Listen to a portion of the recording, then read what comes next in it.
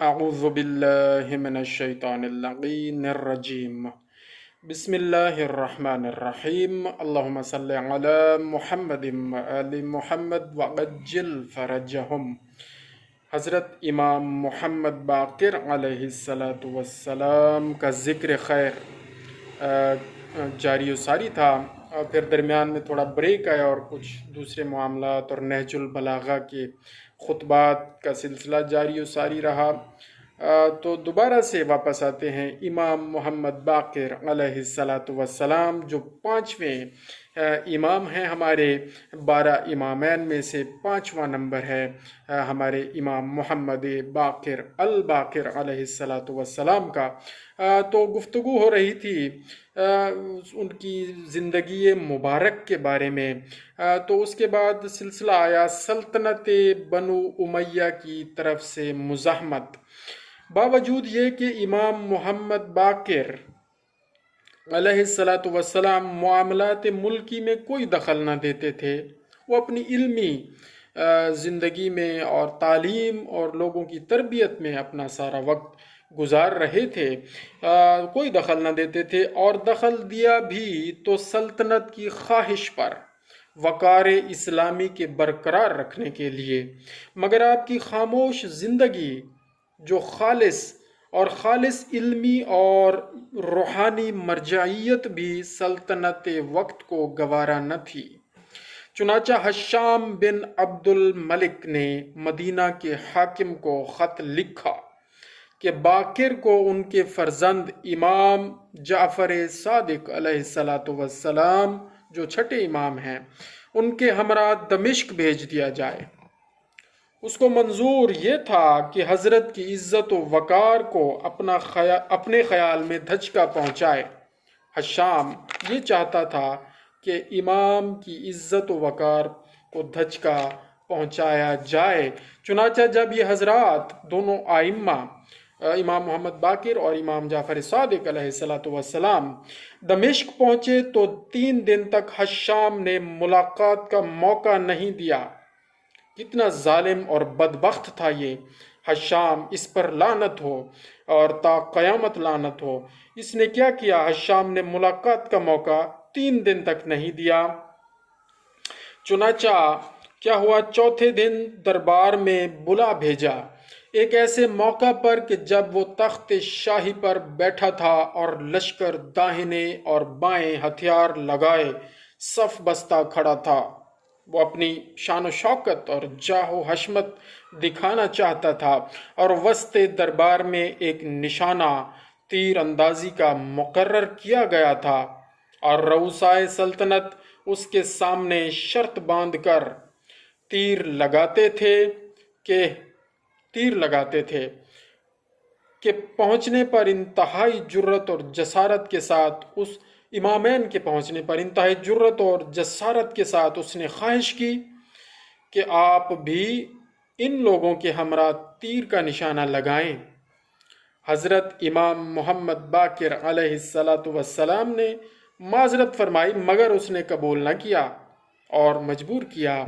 وہ سمجھتا تھا کہ آل محمد صلی اللہ علیہ وآلہ وسلم طویل مدت سے گوشہ نشینی کی زندگی بسر کر رہے ہیں، ان کو جنگ کے فنون سے کیا واسطہ، اور اس طرح منظور یہ تھا کہ لوگوں کو ہنسنے کا موقع مل جائے، اور وہ یہ شو کرنا چاہتا تھا کہ آل محمد نہ جنگ لڑ سکتے ہیں، نہ اب ان کے پاس یہ کمالات ہیں۔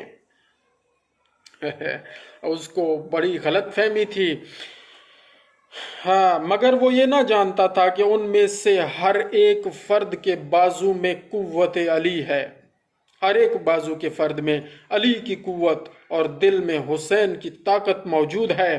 وہ حکم الہی اور فرض کا احساس ہے جس کی وجہ سے یہ حضرات ایک سکون اور سکوت کا مجسمہ نظر آتے ہیں کہ خاموش ہیں۔ حکم الہی ہے کہ اب آپ کی ذمہ داری علم پہنچانا ہے، اب آپ کی ذمہ داری تربیت کرنا ہے، اب آپ کی ذمہ داری جب قیام تھا تو قیام کیا، جب علم پہنچانا تھا تو علم پہنچایا، جب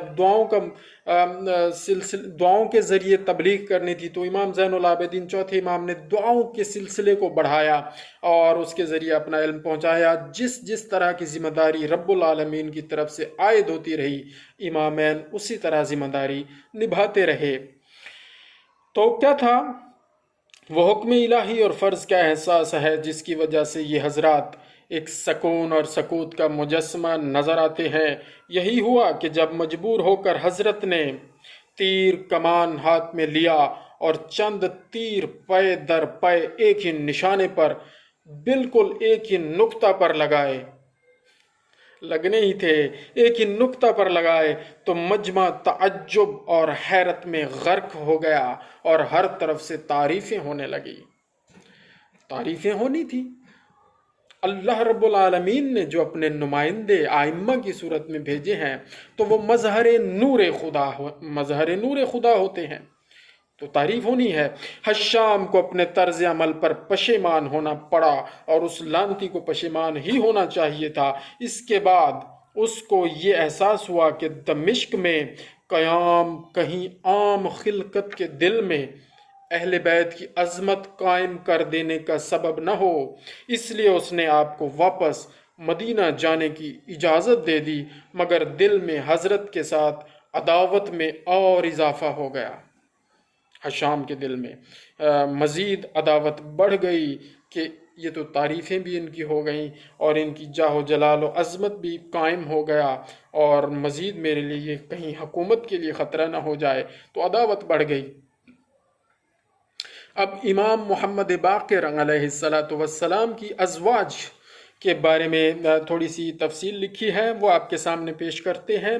ہمارے پاس کتاب ہے 12 امام سیرت ائمہ اہل بیت اطہار علیہم الرضوان پر تفصیلی کتاب، اور یہ تالیف کی ہے علامہ مفتی محمد فیاض چشتی صاحب نے۔ تو ہمارے اہل سنت علماء میں سے اچھے عالم ہیں، تو انہوں نے بڑی محنت سے یہ لکھی ہے کتاب۔ کہیں کہیں کچھ عقائد کے لحاظ سے ان کی باتیں ہم سے تھوڑی سی الگ ہو جاتی ہیں، تو ظاہر ہے ہم اختلاف رکھنے کا حق رکھتے ہیں، لیکن جو چیزیں انہوں نے حق بیان فرمائی ہیں ہم وہ آپ کے سامنے رکھنے کی کوشش کر رہے ہیں۔ امام محمد باقر علیہ السلام کی ازواج مطہرات ام فروہ بنت قاسم بنت القاسم بن محمد بن ابی بکر بن ابی قحافہ، عثمان بن عامر بن عمرو بن کعب بن سعد بن طیم بن مرہ بن کعب بن لوئی بن غالب بن فہر بن مالک بن قریش بن کنانہ بن خزیمہ بن مدرکہ بن الیاس بن مزر بن نزار بن معد بن عدنان۔ امام ابو جعفر الباقر سیرت و تاریخ جلد نمبر 1 صفحہ نمبر 68 کے مطابق یہ جناب ام فروہ بنت القاسم کا شجرہ آپ کے سامنے ہم نے پڑھنے کی سعادت حاصل کی۔ اور آگے لکھا ہے جی ام حکیم، یہ بھی آپ کے ازواج میں سے ہیں، ام حکیم بنت اسید بن المغیرہ بن الاخنس بن شریک الثقیفہ۔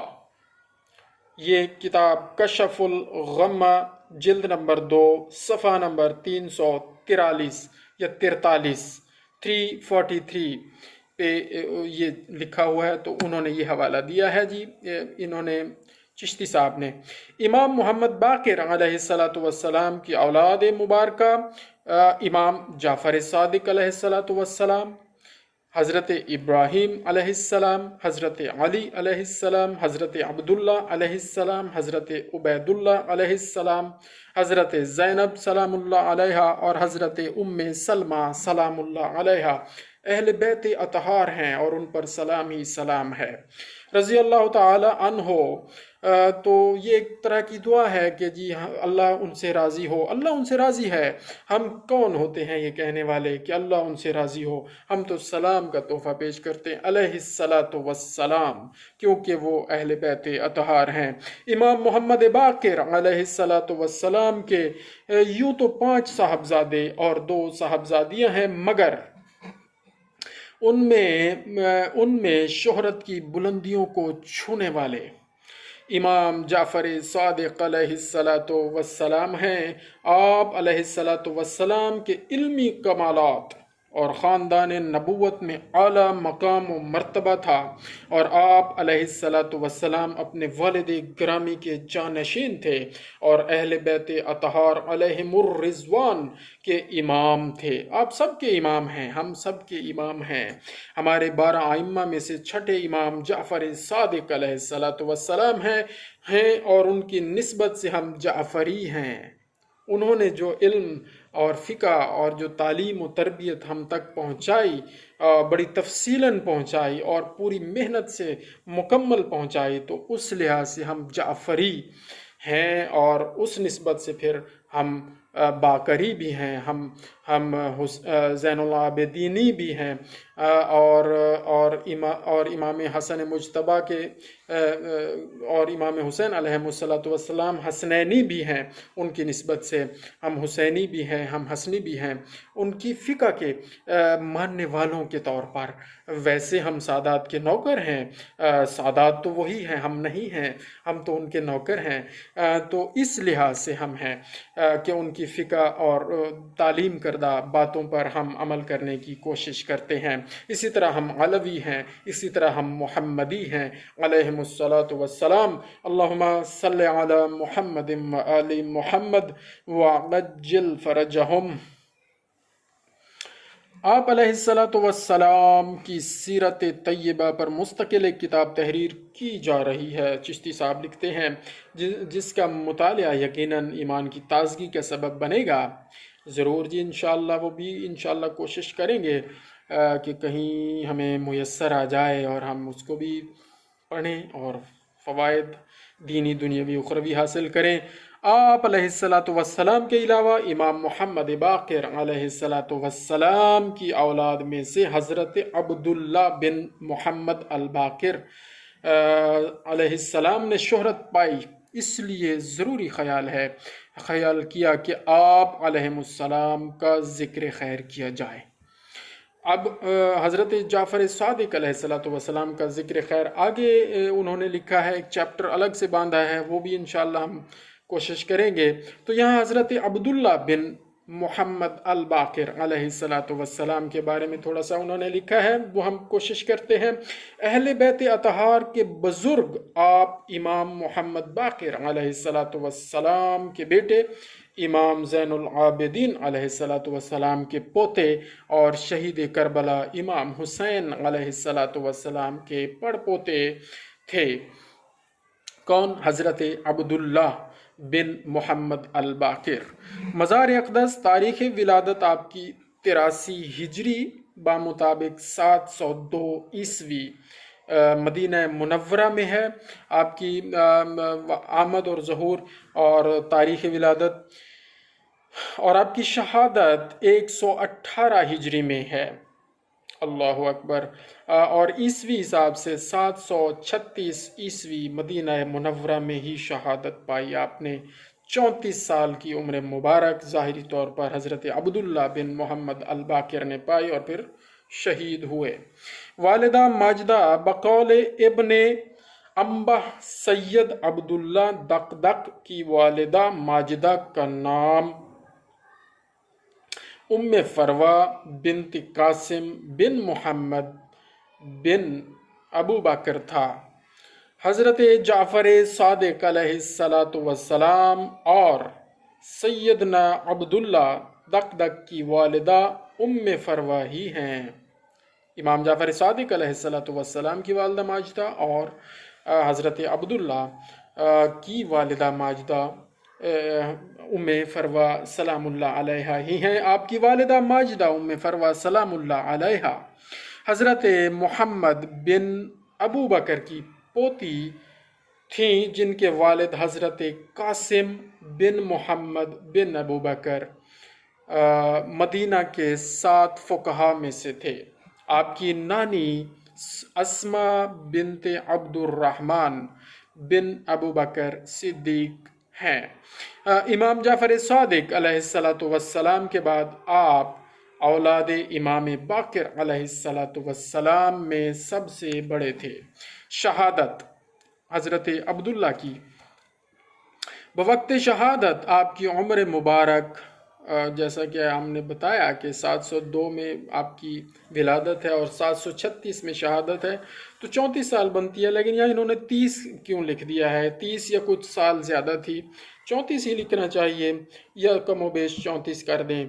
आपको इमाम बाकिर अलैहिस्सलातु वस्सलाम की शहादत के फौरी बाद बनु उमैया के किसी फर्द ने जहर देकर शहीद कर दिया। बनु उमैया पर लानत बेशुमार।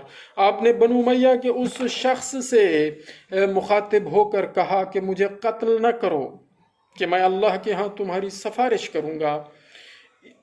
इस पर उसने आपको जहर दे दिया, उस लानती ने। अंदाजे के मुताबिक जब आप पैदा हुए तो इमाम बाकिर अलैहिस्सलातु वस्सलाम की उम्र मुबारक 30 साल होगी, क्योंकि इमाम बाकिर अलैहिस्सलातु वस्सलाम 57 हिजरी में पैदा हुए थे। ये जनाब हज़रत अब्दुल्ला के बारे में है। वीडियो लंबी होती जा रही है। लक़ब, अज़वाज और औलाद हज़रत अब्दुल्ला की थोड़ी सी हम बयान करते हैं और फिर इंशाअल्लाह इसको यहाँ पर ख़त्म करेंगे। लक़ब, जनाब अब्दुल्ला का लक़ब दक दक था, जो तारीख़ की कुतुब में दर्ज है। इसके अलावा सैयद अब्दुल्ला, अफ़्ताह और दरूक भी तारीख़ और इल्मुल अंसाब की कुतुब में मिलता है। ये अल्फाज भी लक़ब के तौर पर मिलते हैं। इब्न कुतैबा ने अपनी मारिफ में कहा है कि हज़रत अब्दुल्ला बिन मोहम्मद अल बाकिर का लक़ब दक दक था और उन्होंने मदीना मुनव्वरा में शहादत पाई। यहाँ विसाल लिखा हुआ है। तो क्या हुआ? अल्लामा बिलाजरी ने अंसाबुल अशरफ में कहा है, हज़रत अब्दुल्ला बिन मोहम्मद अल बाकिर का लक़ब दौरक था और उन्होंने मदीना मुनव्वरा में विसाल किया। दक दक अरबी लफ्ज़ है जिसके मानी टकराना है। दो चीज़ों को ऐसे टकराना कि दक की आवाज़ पैदा हो, और जब किसी चीज़ को तोड़ना मकसूद हो तो दक का लफ्ज़ इस्तेमाल होता है, तोड़ना। जैसे चक्की के दो पाटों के दरमियान कोई अनाज रख कर बारीक पीस दिया जाता है। अल-मुंजद अरबी उर्दू के हिसाब से ये उन्होंने लिखा है। सैयद अब्दुल्ला दक दक का ये लक़ब यकीनन उनको आले उमैया से टकराने की बदौलत मिला होगा। वो और उनकी औलाद ने इमाम हसन अलैहिस्सलातु वस्सलाम की औलाद की तरह खुरूज फरमाया, यानी कि बनु उमैया से टकराए। ये लफ्ज़ लिखना चाहिए था, ज़्यादा बेहतर। अज़वाज और औलाद, सैयद अब्दुल्ला दक दक का निकाह ज़ुलैखा बिनते सकिया अकील अलवी से हुआ था, जिनसे उनकी 3 औलादें थीं। सैयद अब्दुल्ला दक दक की ज़ौजा ज़ुलैखा बिनते फ़की अकील अलवी थीं, जो अपने भाइयों में सबसे बड़ी थीं। सैयद असवद अल मारूफ अल हाशिम उनके औलाद में हैं। सैयद हमज़ा उनके औलाद में हैं। उम्मे हुसैन उनके औलाद में हैं। सैयद इस्माइल अलैहिमुस्सलातु वस्सलाम ये उनकी औलाद पाक में से हैं। इसके अलावा कुतुब तवारीख़ में आपकी औलाद में 4 साहबजादियों का भी जिक्र मिलता है। सैयद मालिक, सैयद महमूद, सैयद असवद, सैयद अयूब अल मारूफ, हबीबुल्लाह, उम्मे खैर, यानी टोटल 4 साहबजादियों का ज़िक्र खैर मिलता है। सैयद हाशिम रहमतुल्लाह अलैह महमूद के 8 बेटों का जिक्र भी बहरुल अंसाब और रियाजुल अंसाब में मौजूद है, जिसमें उनका एक बेटा अदहम भी था। सैयद हाशिम जो हज़रत अब्दुल्ला की औलाद में से हैं, उनके फिर 8 औलादें ज़िक्र की गई हैं। एक वो ये हैं, सैयद ताहिर, सैयद मुताहर, सैयद इस्माइल, سید حمزہ، سید ہارون، سید ادہم، سید خالد اور سید یونس علیہم الصلاۃ والسلام۔ اللہم صلی علی محمد آل محمد وعجل فرجہم۔ یا اللہ کریم ذکر امامین علیہم الصلاۃ والسلام اور ان کے اولاد پاک کا ذکر اپنی بارگاہ میں قبول و مستجاب فرما، اور ہمارے لیے یہ توشہ آخرت قرار دے، اور یہاں اس سارے ذکر خیر سے ہمیں جو علم عطا فرما اس پر عمل کرنے کی توفیق عطا فرما، اور جو دشمنان اہل بیت ہیں ان سے دوری اور براعت کرنے والا قرار دے۔ اللہم صلی علی محمد آل محمد وعجل فرجہم۔